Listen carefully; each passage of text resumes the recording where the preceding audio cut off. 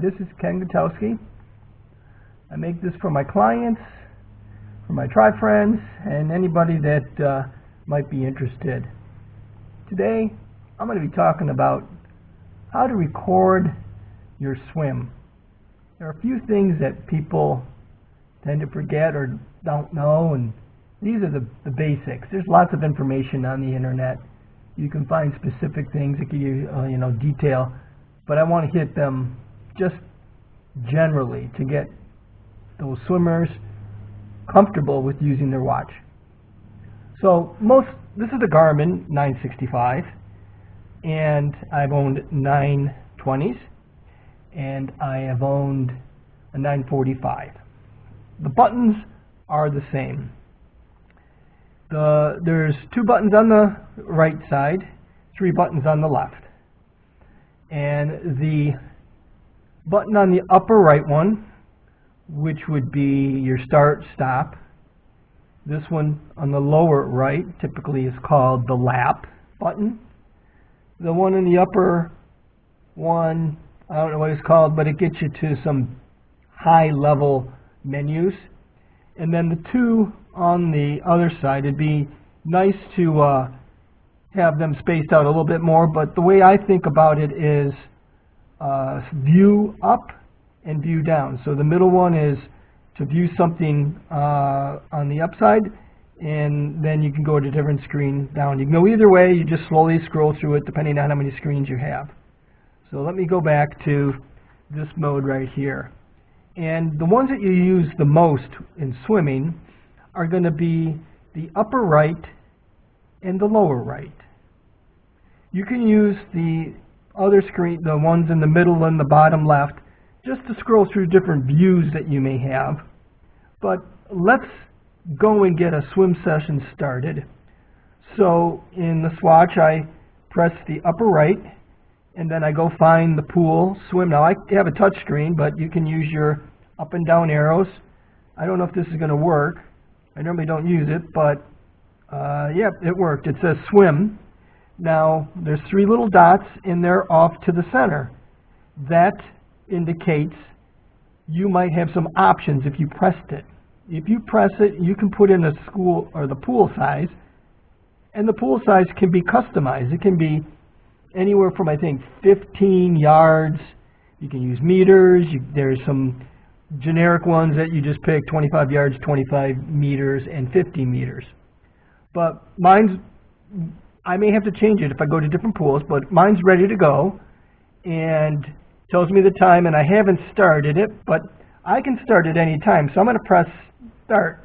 Now I'm only going to press this button in the upper right for 2 purposes, and I rarely touch it if I'm going to be swimming any kind of stroke. When I do kicking, I use that to confirm the distance that I just entered. So I'm going to press it to start, and you can see it started. The time on the bottom is going, and this is just one view. It's going to give me my interval time and the recording and the distance. And the way this watch works, like many of them, is it starts the distance as soon as it detects your arm moving. And as long as you have a consistent arm movement, it will assume that you're swimming the first length. And when it sees an interruption of that pattern, it assumes it was completed 1 length. And that length distance, again, is based on what you called it out at the beginning, and it will always be the same until you get a new pool. So this one actually hasn't started any distance because I'm not swimming. But as soon as I would start moving my watch, let's see if I'm going to move it a little bit. Let's see if it picks it up. And if I stop, it might think I've just reached 25. But it's counting all these other things. I don't really care. Best time, reset. So when I get done swimming whatever set I was told, if it was a 200 yard or meter, I recommend that you always press the lap button to confirm that you're stopping. And the reason why I do that is the way this thing works is every time it sees that interruption, it goes into a pause mode. It takes approximately 8 seconds and pauses. If it detects within that 8 seconds that your motion of your arm, most likely your left arm, is the same as it was before, it's assuming you're swimming the same stroke and just continuing, so it ignores that pause. But if you stop and wait more than 8 seconds, it's going to assume you stopped and are resting. So that was the end of the interval. The tricky part is if you swim and you don't get 8 seconds rest because your coach interval was a little bit shorter than what you could actually swim, it's going to assume that you kept on swimming, and even though you only took a 4-second rest, it might give you a slightly different average per yard average when you're done, but it's still going to count it correctly, so I wouldn't worry about that. But I use the lap button just to confirm that I've stopped, and when it does, it'll tell you the distance that it just recorded for that particular set. And you can just let it go on and on and on and just keep on doing that. Now, if you move your hand too much, getting a kickboard, putting on fins, and if it thinks that you're swimming a stroke, breaststroke, or any other stroke because it's a different stroke, it might start counting 25. And then you stop and it'll say, oh, you did 25 when you really didn't do anything. So just be aware, there will be errors in it, but there shouldn't be significant errors in it if you're watching it all the time. The tricky part is kicking. This watch, like the 945, the 920, and most other Garmins that I know, do not detect kicking. The only thing that I've seen detect kicking so far is a pair of goggles that are smart. They're called form goggles. And somehow when you're wearing it and you start kicking, it knows, it can somehow pick up some distance, and it says you're kicking, and it picks up the distance that way. But this won't do it. The way to do it is to go into the drill mode. And to get into the drill mode, let's see if I got this right, you now look at all these different screens by pressing the up or down button on the side, either the lower one or the upper one, your choice. And you're just going to scroll through all the different screens that you have. And there's the drill log. So mine was down like 3 screens. No, it's still counting the clock. Everything is still being active inside there of your total swim session. But it even prompts you. It says press to begin. So you're getting ready to do a kick, and you press the start, which is the arrow. It says okay. Now that drill, whether it's a kick or just a drill set that your coach wants you to do, and you could even use this technique to record every one of your sets if you want to be precise every time. But you have to press the start button on the drill, and it even prompts you by that arrow.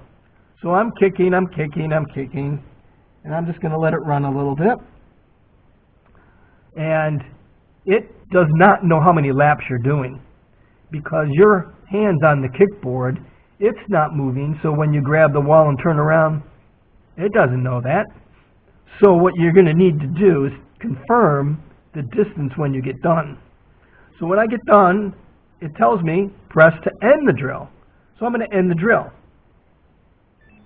So I just ended the drill, and now the first thing that pops up is 100 yards or 100 meters or 4 times whatever your distance of the pool was. I think if it's a 50 meter, it will say 200 meters. So it assumes you did 4 laps, or lengths I should say, that drill. And if it's not correct, you use your arrow keys on the center or lower left to go up or down. So let's say it was a 150. So I'm going to use the middle one to go up to 150. And at that point, I want to confirm and tell the watch, yes, that's what. So this is the only time you're going to press the upper right-hand button, other than to stop the whole workout.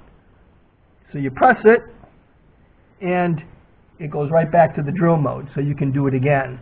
So if I did it again, I started again, so I left my second 150, and I'm going to kick, and I'm going to kick, and I'm going to kick, and when I get done, I press it again. And watch what happens. This time, it did not default to the 100 yards. So this time, it went back to whatever you were confirming last time. And because it's assuming that you're going to do maybe 3 or 4 of them. So you just confirm it again. So every time you do a drill set, you have to confirm the distance. So it's an extra button, and you're ready to go. Now you want to go back to your regular freestyle. You're no longer kicking, so you're just going to press either the center button or the lower button to, again, scroll through the different screens that the swim mode has. So I'm going to press down again just because that's what I did before, and it should, one button should take me out of it. Now, that's out of it, and it's going to be okay to swim freestyle, and it will count it automatically every time you turn. But you may not like this view. So this, as long as it doesn't say drill, it will catch you starting and stopping automatically. A lot of people will go back to this, and it gives you your repeat and your rest time. That's not so much important. The key is when you're done swimming, you press the upper right-hand button, and you can see the big black stop. Now I have a choice. I can resume. Oh, I made a mistake. I'm going to resume and go back. I can save it. I can hit recovery. I can discard it. In this case, I didn't really swim, so I'm going to discard it. And then it asks me, am I sure? And it's discarding.